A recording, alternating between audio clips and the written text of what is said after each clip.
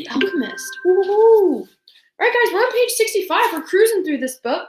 I'd say we're like almost about halfway. We're made it to part 2. So Santiago, our shepherd boy, he is getting rich. He is helping a crystal merchant, and he had him set up like a window or like an outside kind of glass display.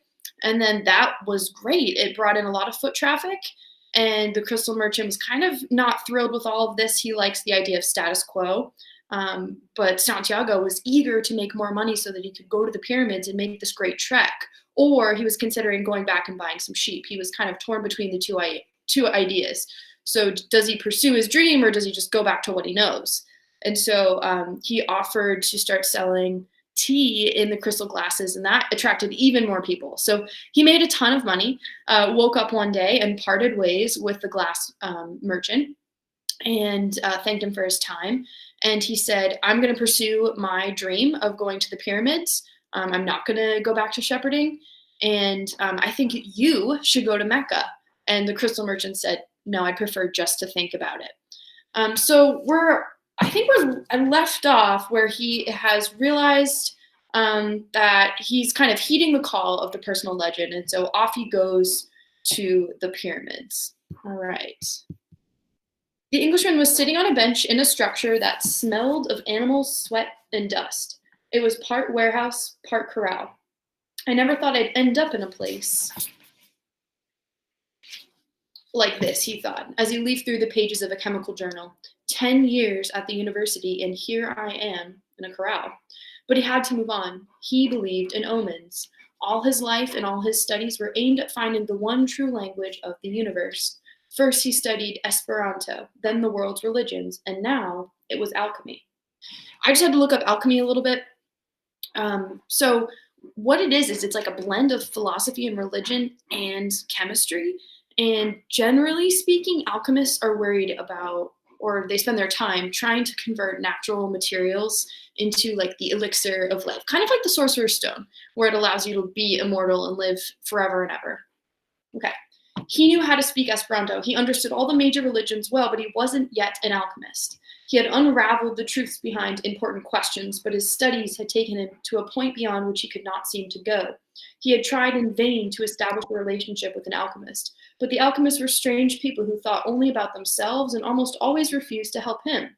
Who knows, maybe they had failed to discover the secret of the master work, the Philosopher's Stone, and for this reason kept their knowledge to themselves. He had already spent much of the fortune left to him by his father, fruitlessly seeking the Philosopher's Stone. He had spent enormous amounts of time at the great libraries of the world and had purchased all of the rarest and most important volumes on alchemy. In one he had read that many years ago, a famous Arabian alchemist had visited Europe. It was said that he was more than 200 years old, and that he discovered the Philosopher's Stone and the elixir of life. The Englishman had been profoundly impressed by the story, but he would never have thought it was just more than a myth. Had not a friend of his returning from an archaeological expedition in the desert told him about an Arab that was possessed of exceptional powers. He lives at the Al Fayoum oasis, his friend had said, and people say that he is 200 years old, and he is able to transform any metal into gold. The Englishman could not contain his excitement. He canceled all of his commitments and pulled together the most important of his books. And now here he was, sitting inside a dusty, smelly warehouse. Outside, a huge caravan was being prepared for a crossing of the Sahara and was scheduled to pass through Al Fayoum. I think I'm saying that right. So just to back up, I think I missed one thing in the summary. Santiago, the shepherd boy, is preparing his caravan. He just purchased one instead of sheep and is getting ready to make the trek. So I think this is where the Englishman and Santiago are going to cross paths. I'm going to find that darned alchemist, the Englishman thought, and the odor of the animals became a bit more tolerable. A young Arab, also loaded down with baggage, entered and greeted the Englishman. Why are you bound? Asked the young Arab. I'm going into the desert, the man answered, turning back to his reading. He didn't want any conversation at this point. What he needed to do was review all he had learned over the years, because the alchemist would certainly put him to the test. The young Arab took out a book and began to read. The book was written in Spanish. That's good, thought the Englishman. He spoke Spanish better than Arabic. And if this boy was going to Al Fayoum, There would be someone to talk to when there were no other important things to do. All right, page break.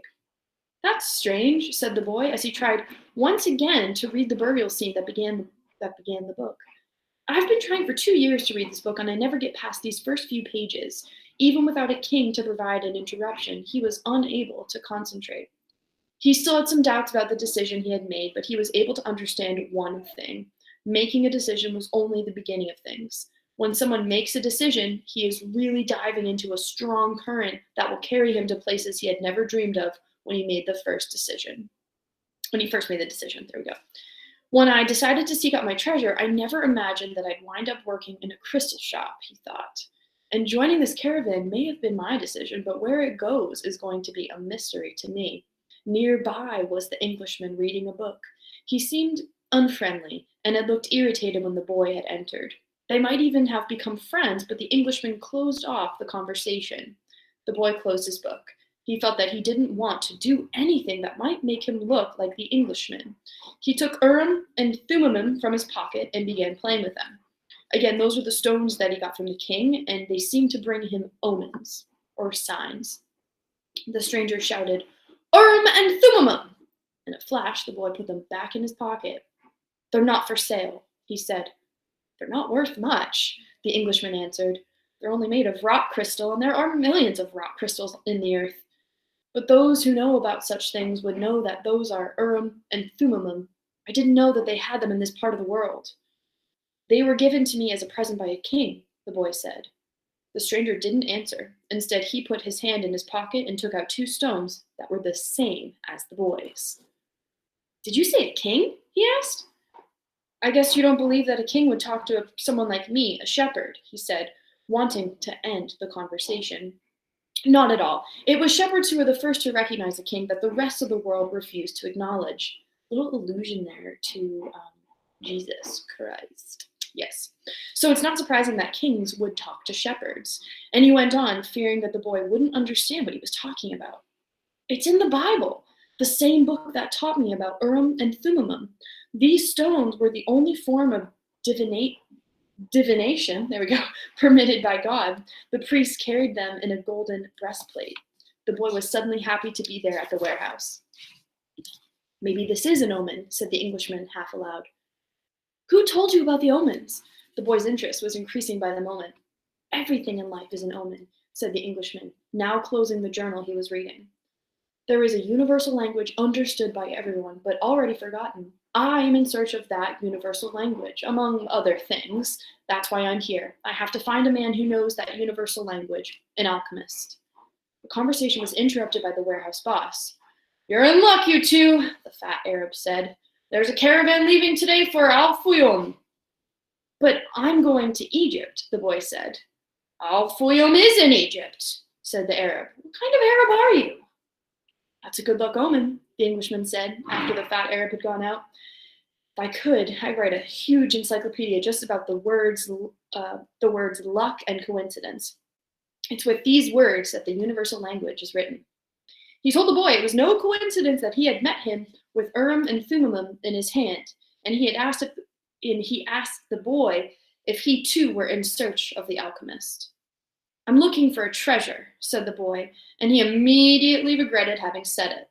But the Englishman appeared not to attach any importance to it. In a way, so am I, he said.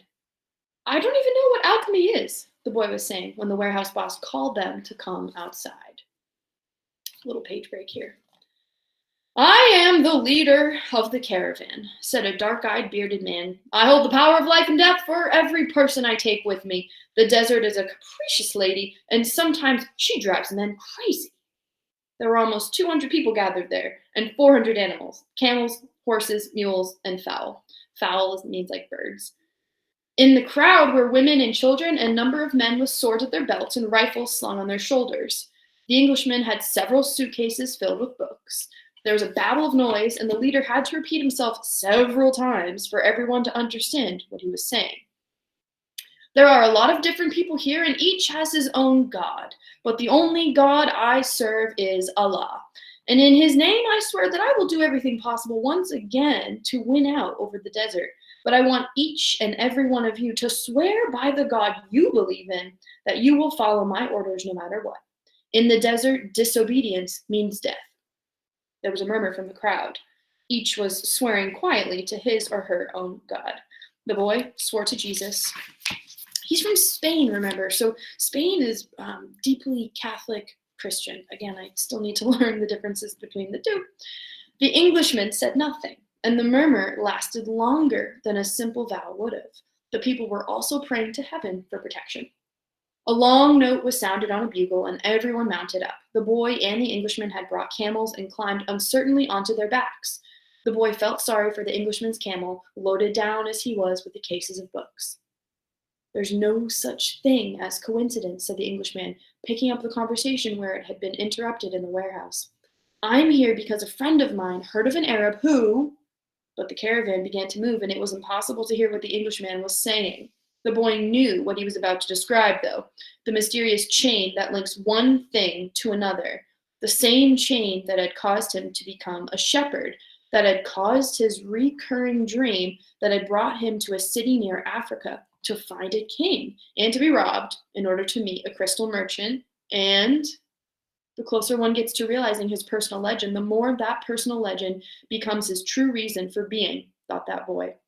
So in that passage that I just read, I think what Santiago is thinking of, he's saying the world is really interconnected. Everything I've done has not just been a mistake or a coincidence. It's been intentional and purposeful. And so I think he's referring to destiny here. I don't know. Maybe you think something else. The caravan moved toward the east. It traveled during the morning, halted when the sun was at its strongest, and resumed late in the afternoon. The boy spoke very little with the Englishman and spent most of his time with his books. The boy observed in silence the progress of the animals and people across the desert. Now everything was quite different from how it was the day they had set out. Then there had been confusion and shouting, the cries of children, and the whinnying of animals, all mixed with the nervous orders of the guides and the merchants. But in the desert there was only the sound of the eternal wind and of the hoofbeats of the animals. Even the guides spoke very little to one another. I've crossed these sands many times, said one of the camel drivers one night. But the desert is so huge and the horizon so distant that they make a person feel small, and if he should remain silent, as if he should remain silent. The boy understood intuitively what he meant, even without ever having set foot in the desert before. Whenever he saw the sea or a fire, he fell silent, impressed by their elemental force. That's happened to me too, and it's been such a long time since I've hiked, but whenever I get to the top of a summit or like near the top when I can see the lookout for the first time, I'm always like, wow. I just kind of sit there in silence because I'm just in awe of the beauty of the natural world. And so they're not on the top of a mountain, but they are in a desert, and it is stunning. I've learned things from the sheep, and I've learned things from Crystal, he thought. I can learn something from the desert, too. It seems old and wise. The wind never stopped, and the boy remembered the day he had sat at the fort in Tarifa, with the same wind blowing in his face. It reminded him of the wool from his sheep who were now seeking food and water in the fields of Andalusia, as they always had. They're not my sheep. Oh, this is such a long one, guys. They're not my sheep anymore, he said to himself without nostalgia. They must be used to their new shepherd and have probably already forgotten me. That's good. Creatures like sheep that are used to traveling know about moving on. He thought of the merchant's daughter and was sure that she had probably married, perhaps to a baker or to another shepherd who could read and could tell her exciting stories. After all, he probably wasn't the only one. But he was excited at his intuitive understanding of the camel driver's comment. Maybe he was also learning the universal language that deals with the past and the present of all people.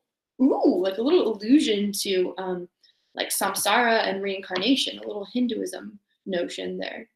Hunches, his mother used to call them. The boy was beginning to understand that intuition is really a sudden immersion of the soul into the universal current of life. Whoa, that was really deep. I'm going to read that again. The boy was beginning to understand that intuition is really a sudden immersion of the soul into the universal current of life, where the histories of all people are connected, and we are able to know everything because it's all written there. Muktub, the boy said, remembering the crystal merchant. Okay, it goes on, but I feel like that's a fitting place for me to stop today. I'm already a little over my time. All right, so Roadrunner, you guys are next. If you'd like to join the Social Studies Coyotes hangout today, I think it should be on the homework calendar. All right, everybody. Thanks for tuning in.